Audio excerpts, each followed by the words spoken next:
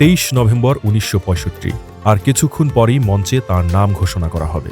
ইন্দো-পাক যুদ্ধে অসামান্য বীরত্বের জন্য হিলালি জুরাত সম্মাননা নেবেন ইস্ট বেঙ্গল রেজিমেন্টের কমান্ডার জিয়াউর রহমান।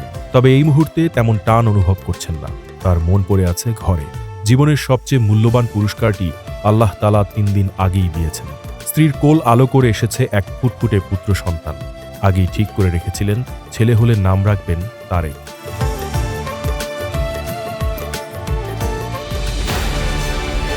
যখন খেমকারানের যুদ্ধে বুরকি খালের তীরে বাংকার বানিয়ে একের পর এক ইন্ডিয়ান ট্যাঙ্ক ধ্বংস করেছেন, তখন বারবার মনে হয়েছে এই বুঝি শেষ, আর কখনো হয়তো ফিরে যেতে পারবেন না প্রিয় স্ত্রীর কাছে।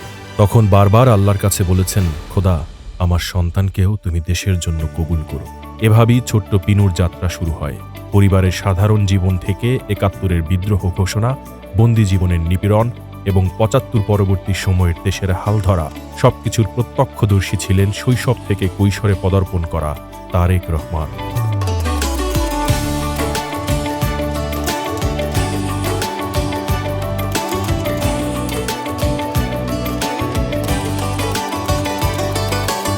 মুক্তিযুদ্ধে সবচেয়ে নিপীড়িত পরিবারগুলোর মধ্যে একটি ছিল জিয়ার পরিবার।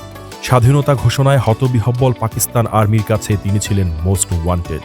তিনি রণাঙ্গনে চলে গেলে বেগম জিয়া 2 শিশুপুত্রকে নিয়ে আত্মগোপনে চলে যান। মে মাসে প্রথমে আশ্রয় নেন ঢাকার বোনের বাসায়। এরপর শুরু হয় এক আশ্রয় থেকে অন্য আশ্রয়ে ছোটাছুটি। পুরোটা সময় শিশু তারেক রহমান মায়ের হাত ধরে আসন্ন বিপদের আতঙ্ক অনুভব করেছেন পদে পদে। অবশেষে 2রা জুলাই 2 শিশু সন্তান সহ ঢাকার সিদ্ধেশ্বরী থেকে অ্যারেস্ট হন মিসেস জিয়া। এর মাত্র 5 দিন পরে বাংলাদেশ সামরিক বাহিনীর প্রথম নিয়মিত ব্রিগেড জেড ফোর্সের প্রধান নিযুক্ত হন জিয়াউর রহমান। ডিসেম্বরে ঢাকায় মিত্রবাহিনীর আর্টিলারি এবং বিমান হামলা শুরু হল। তখন তারাও লক্ষ্যবস্তুতে পরিণত হলেন। যুদ্ধের স্মৃতিচারণে তারেক রহমান বলেন, যুদ্ধের সময় আমাদের ঘরের একাংশে বোমা পড়ে। প্রচণ্ড শব্দে আমরা কাঁপছিলাম।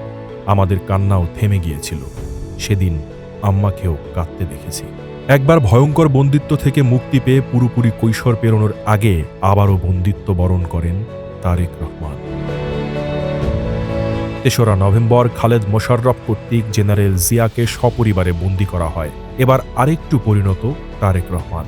নভেম্বরের প্রথম অংশ জুড়ে জেনারেল জিয়া যখন বিশৃঙ্খল পরিস্থিতির নিয়ন্ত্রণে ব্যস্ত, তখনই সাহসী মায়ের পাশে দাঁড়িয়ে সম্পূর্ণ ঘটনা প্রবাহের উত্তেজনা অনুভব করেন। চাক্ষুষ করেন সেনা অফিসারদের পরিবারের উপর চালানো নিধনযজ্ঞ। এভাবে সাধারণ মেজর থেকে মার্শাল ল অ্যাডমিনিস্ট্রেটর পেরিয়ে দেশের প্রেসিডেন্ট হলেন জিয়াউর রহমান।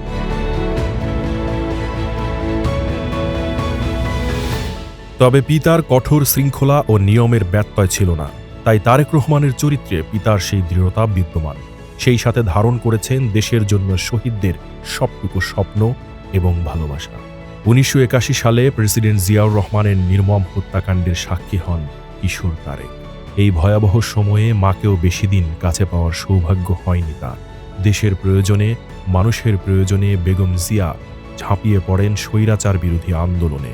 এদিকে কলেজ পেরিয়ে ঢাকা বিশ্ববিদ্যালয়ে ভর্তি হওয়ার সুযোগ পেলেও স্বৈরাচারের হুমকিতে সেটি সম্পন্ন করতে পারেননি।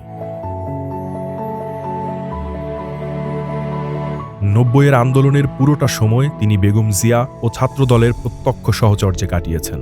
অবশেষে 1988 সালে বগুড়ার গাবতলী উপজেলা বিএনপির সদস্যপদ গ্রহণের মাধ্যমে জাতীয়তাবাদী রাজনীতিতে পদার্পণ করেন তারেক রহমান।